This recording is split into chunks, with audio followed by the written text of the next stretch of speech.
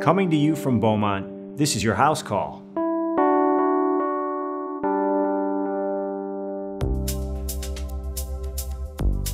Hey everyone, well, would you look at that? Fall is officially here. School is back in session, the weather is cooling off, all your favorite sports are back on TV, and of course, COVID cases are still a thing. And oh yeah, fall also means that flu and respiratory virus season is creeping upon us. Well, okay, so it's not all great news. But hey, let's turn that frown upside down. Just like last year, we've been through this before. We know what we're doing. The HouseCall podcast has got the answers to your flu, COVID, and respiratory virus questions. Keep it here.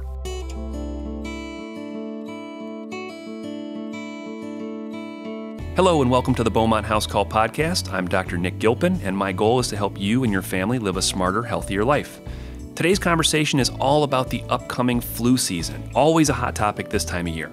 We are extremely lucky to have Dr. Joel Fishbane, infectious disease specialist and HouseCall podcast veteran, who's joining me in the podcast to cover this important topic today.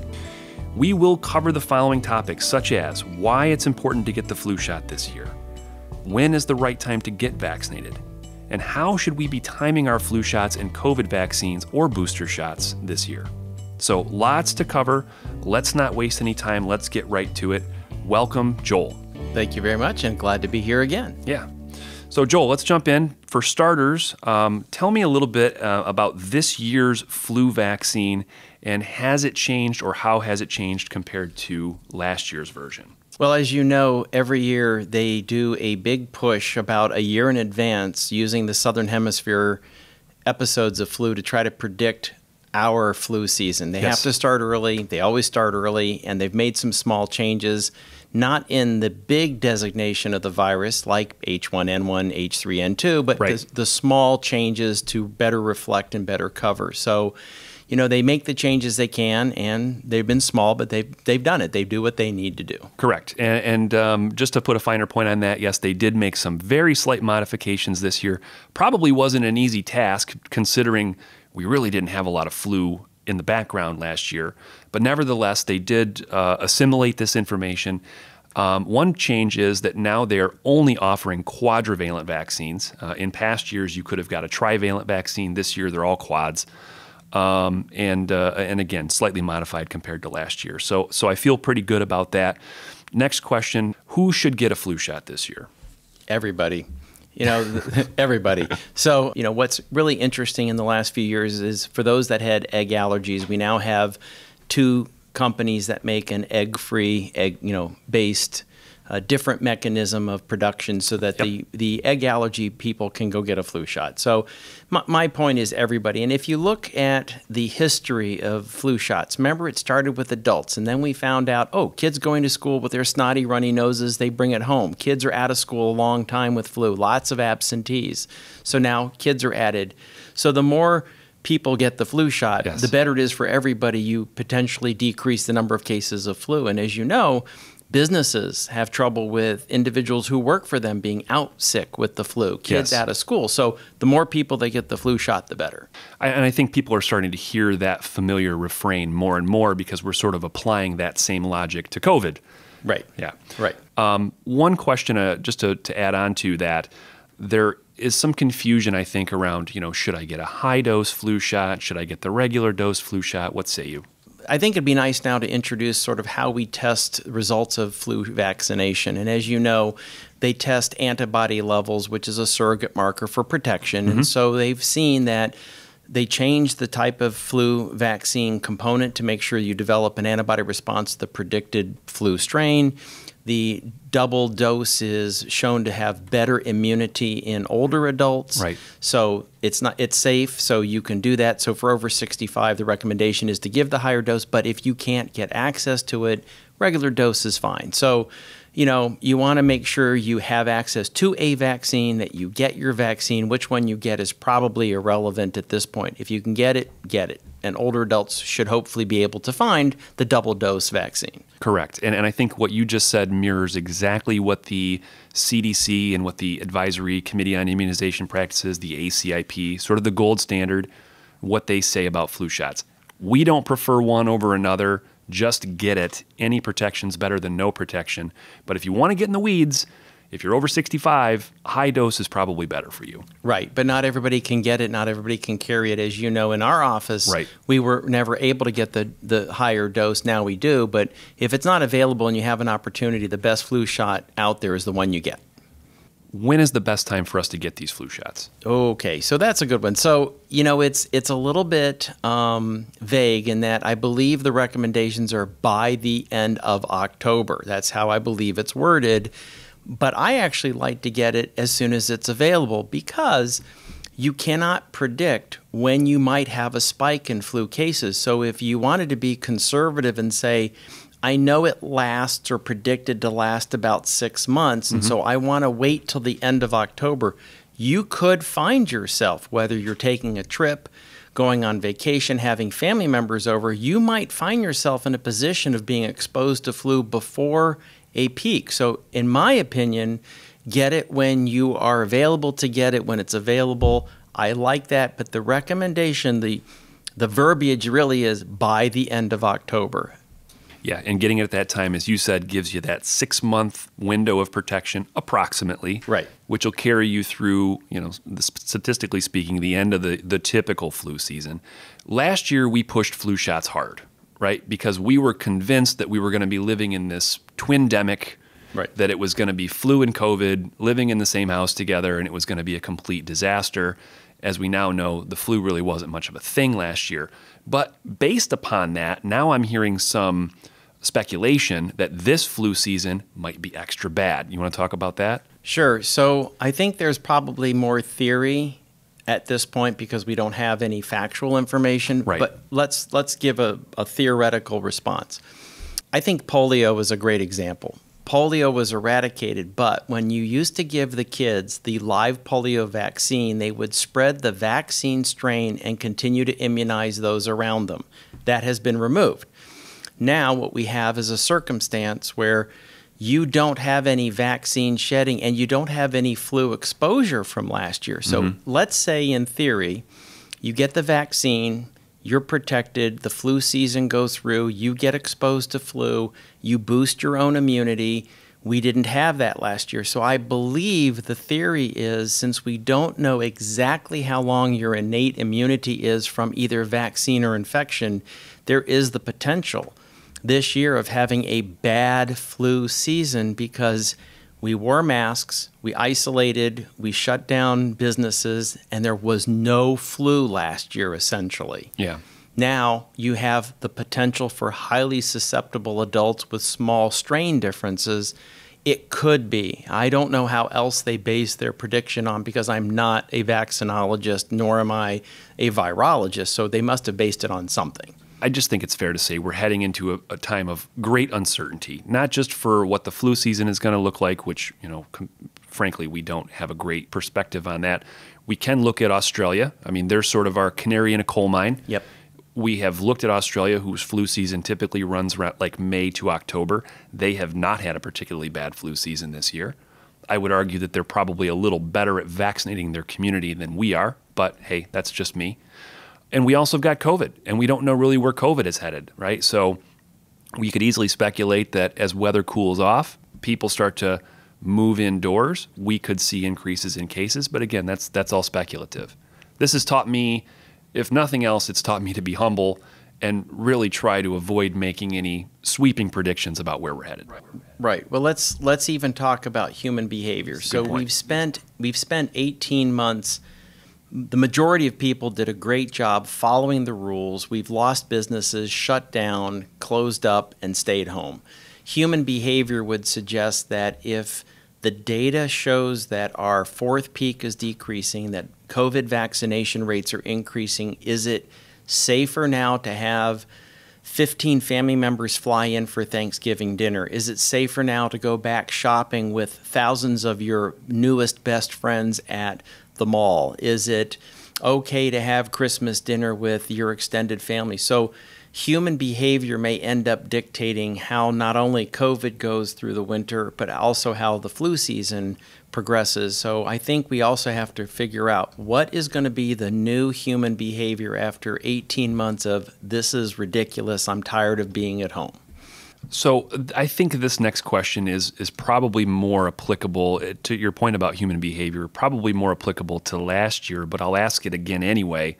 Some patients are inevitably going to be concerned about going out and getting their flu shot because COVID cases may be up in their community. With that in mind, how do you counsel these patients? What do you tell them? Okay, so you've probably heard me on multiple other press interviews, et cetera, that I am a huge believer in masking. And I think if you're concerned, I'm a huge fan.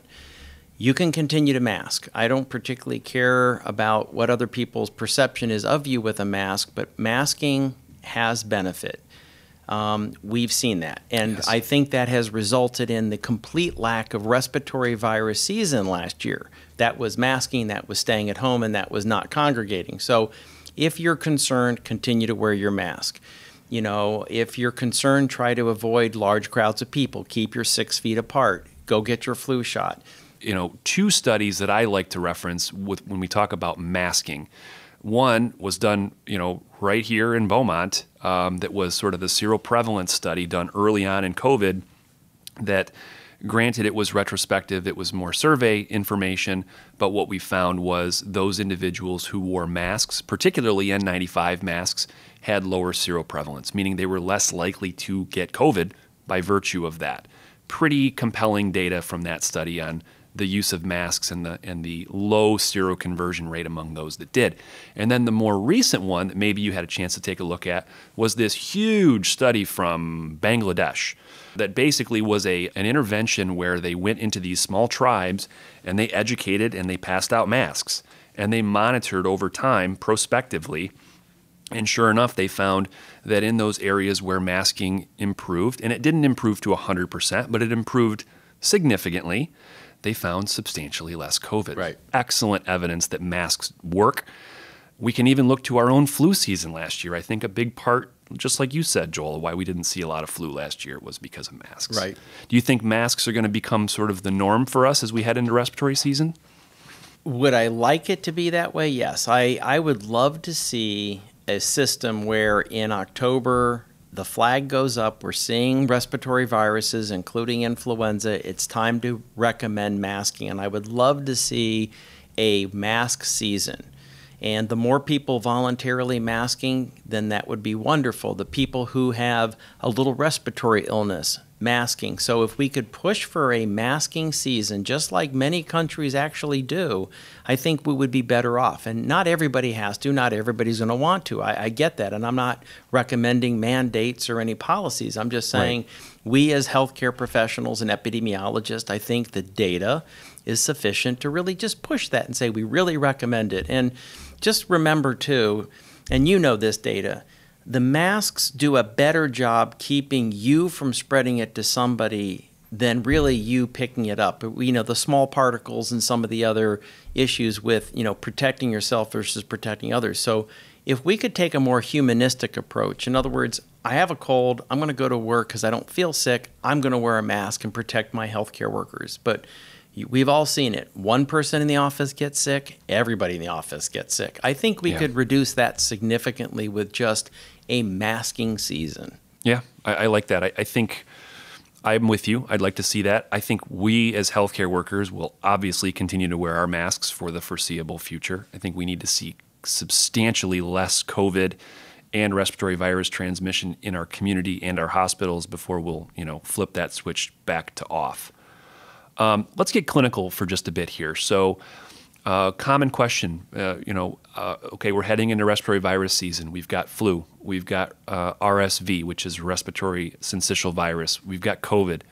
Is there any meaningful way that I, as a person, can tell the difference between any of these viruses? Not anymore. Right.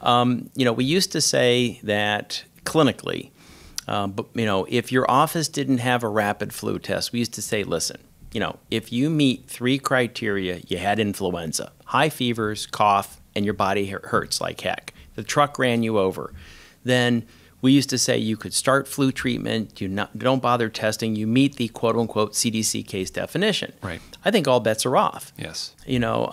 We've had a number of RSV patients. I bet dollars to donuts and even put in my consult, this is influenza, and I sent for more testing. No, it was RSV. So I was dead wrong.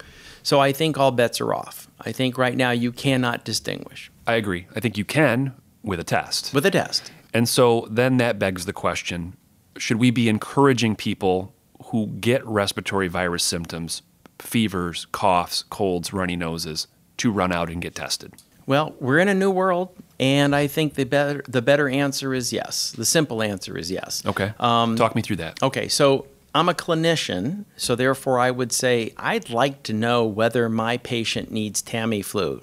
I would like to know if my patient would benefit from Tamiflu, or other drugs for influenza. And the only way to know that is with a test. Okay. I would also like to be able to counsel the patient about, you need to stay home, you can go to work, you shouldn't go to work, do you have kids at home, who is at home at risk for more severe illness?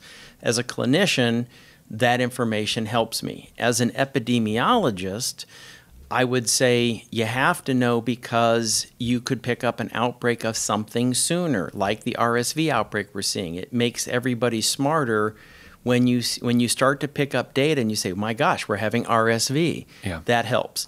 From a COVID standpoint, if you start to see breakthroughs, then you want to know these are breakthrough infections from vaccinated. We need to know what's going on. And the testing is getting better, the testing is getting more rapid, and it's actually becoming much more available.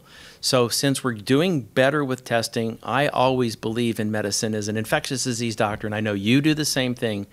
Knowledge is power. The more you know, the better off it's going to be, both for the patient and from an epidemiologic standpoint. Agree. And I agree with everything you just said. And if I could be assured that a person was not going to have complications from said virus or said infection, I may be less inclined to get testing. But the fact of the matter is, we just don't know. We're dealing with a more transmissible virus variant. And many people, it's also probably encouraged to test because many people may be eligible for treatment options. We wouldn't otherwise know that or have that information if we didn't have a test. So I think just to punctuate this, yes, it's probably a good idea if you do develop symptoms to get yourself tested, find out what you're dealing with, flu, RSV, COVID, whatever, and then make some clinical decisions based on that information. That's right. And in the absence of a 100% protective vaccine, which nothing exists in that realm for any infection, as you know, there is no such thing as 100% efficacy. The issue that I have during school season and holiday season is what we just talked about. If an individual is tested and positive for something, then you can advise the kids, the schools, work, family members. You can be a better steward of transmission of infection by knowing what you have. Yeah. Now, granted, when I had younger children at home and we were sick on average 5 to 6 times a year with a cold, we didn't care, right? Kid comes home a snotty nose, mom gets a snotty nose, I get a snotty nose, goes away, you get another one in 3 weeks because that's what happens when you have kids who go to school. We're in a whole different world. The ball game has changed. We went from baseball to cricket, basically. And so I think what we really need to do is be a little bit better as epidemiologic stewards of our community health. And the more information you have, the more I would say the kids have to stay home for 10 days. It actually is COVID. It's a breakthrough. Oops. So I think we're going to have to be a little bit more aggressive at diagnostics, which I think could help the community as well as community spread. So to all my doctor friends and healthcare provider friends who are listening right now, there you go. I think we need to be, don't be so thrifty with your tests. Don't be afraid to order tests on these patients. It really, truly could change your clinical management. To all my healthcare administrator friends who might be listening right now, we need to make sure that we have a mechanism in place to get these people tested and make it as simple as possible so that it's not bogging down the healthcare system, right? We don't necessarily want all these people flooding our emergency rooms with runny noses, so we need to find ways to do that in an appropriate setting. Right, right. And I know for a fact that I think most physician offices are going to continue to decline seeing individuals with respiratory viruses and illness because they don't want them in the office. So we're going to have to make sure there's opportunities for testing outside of the physician's office. Yeah. And I understand their approach. Sure, I do too. I do too. I really do. A bit of a wonky question here to throw in just for fun. Can I get 2 or 3, even 3 of these infections at the same time? Can I get COVID and flu at the same time? If you look at the history of our recent testing, so as you know, we have this great diagnostic test that runs 12, 15 different viruses from your swab, and we know for a fact that you can get multiple viruses at the same time. Right. So from a historical standpoint, yes. Currently, I haven't seen it. Doesn't mean it's not going to happen, but I think, remember, we probably have not seen dual and triple infections because we made the other viruses go away last year with masking and social distancing and lack of congregating. If we loosen all of that and we start going to bars and restaurants during regular respiratory season, I have a sneaking suspicion we're going to pick up more and more dual and triple infections. And it doesn't have to be the big 3. Influenza, RSV, and COVID. It could be COVID and adenovirus. It could be COVID and parainfluenza. And that's why the other test is so much fun, is for the first time in decades, you can actually call the virus causing your symptoms. So I do expect to see dual infections. Yeah, I think that you make a really good point, especially with the overall low prevalence of some of these viruses in the community. Who knows? Famous scenario. You hear it all the time. So do I. I'm happy to get my COVID vaccine, but I am not going to get that flu shot because I get sick every time I get that flu shot. Give me your speech to that patient. Every time I hear this, I say, do you know how you got the flu after the flu shot? No, I said you went and you waited in line with 10 of your friends and 2 of them had the flu before they got their flu shot. So my answer is you picked it up going to get your flu shot. The flu shot cannot and does not make you sick in the absence of an allergic reaction. Sure, those are true, but you cannot, could you please repeat that 10 times? Cannot get the flu from the flu shot. It's because you picked up a respiratory virus either while waiting for it or at the provider's office. Yeah, it's a bug of the system, right? I mean, we're taking people, we're cramming them indoors during respiratory virus season, and then we're telling them to wait in the office for half an hour before we room them, and then we're giving them a flu shot, and then wouldn't you know it, 5 days later they get sick. Yeah, I completely agree with you. It's a coincidence. Right. I think the flu shot has also been a little bit of a tough sell in years past because there's a lot of discussion about, well, gosh, the flu shot just really doesn't work that well. And on a good flu season year, we might get 50%, 60% protection. And a lot of people reference that number and say, well, it's really not all that good. I mean, it's like a flip of a coin. Should I really bother getting it anyway? What's your conversation there? Right. So before this, I have to be honest, I wanted to look up some data to be a little bit more accurate than yes or no, or could be maybe, and the usual vague responses I give. But I would say that it does appear that it's basically 30% reduction in the likelihood of ending up in an ICU, ending up in a hospital, ending up dead from influenza. So when you talk about 40 to 60% efficacy of influenza vaccine, there are some data collection problems, as you know. If influenza truly is not a reportable disease, a lot of it is estimates. And I found out that the CDC, I believe, uses 5 specific sites to monitor influenza rates and look at vaccinations in those individuals. So it is a small microcosm of the country. It's sort of, in my opinion, like taking I don't know how to give you a great example, but taking a giant whole chicken and then breaking off that little tip of the wing and saying, this chicken doesn't taste good, because you've just, all you've done is sampled one part of it. So the CDC does the best they can with the data that they can collect. So I like to remind people that they do the best they can, and they do a great job, but it's a sampling process, and I do believe there's always the potential for error. So 40 to 60% efficacy of a vaccine, that's their estimate based on the best data they can get, but it clearly helps to prevent serious illness. So get it. Exactly. Extrapolate everything that we have been learning and hearing about the COVID vaccine for the last few months. That's exactly the same paradigm that we've been preaching about the flu vaccine. It may not totally prevent you from getting the flu. You might get the flu shot and still get the flu, but it will prevent those more serious complications by and large. And Absolutely. That's really where the money's at. Okay, final thoughts, Joel. So I get my flu shot, I get my COVID booster, my vaccine, whatever. Now I'm fully protected. Can I ditch that mask? The Joel Fishbane answer is please don't ditch the mask.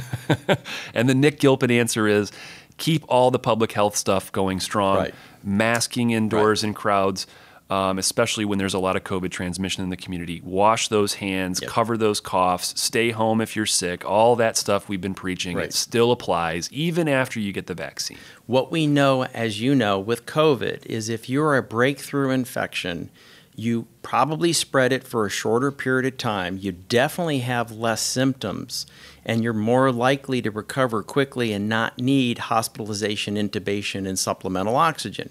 So the vaccines may not prevent you from spreading some of these. Just remember, you've given yourself an immune boost to protect yourself from being in our emergency room and needing oxygen, but you may not be protecting other people around you if you pick it up and spread it for a short period of time. Because vaccines protect you from getting sick, they may not protect you from transient replication of those viruses and transmission before you shut it down. So please mask. Please be aware of who's around you. Please watch, symptoms, etc. And, you're going to stop.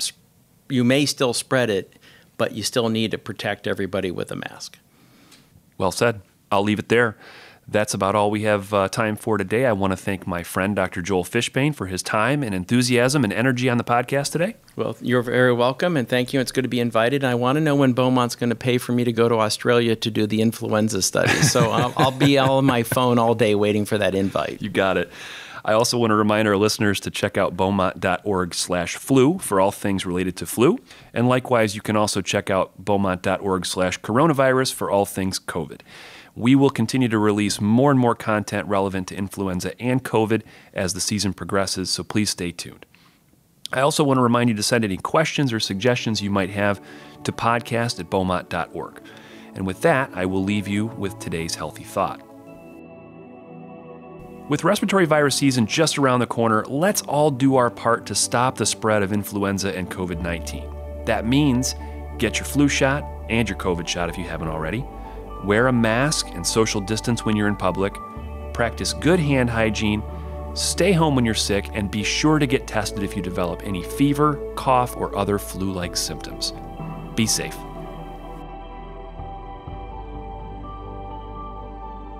Continue your journey to living a smarter, healthier life.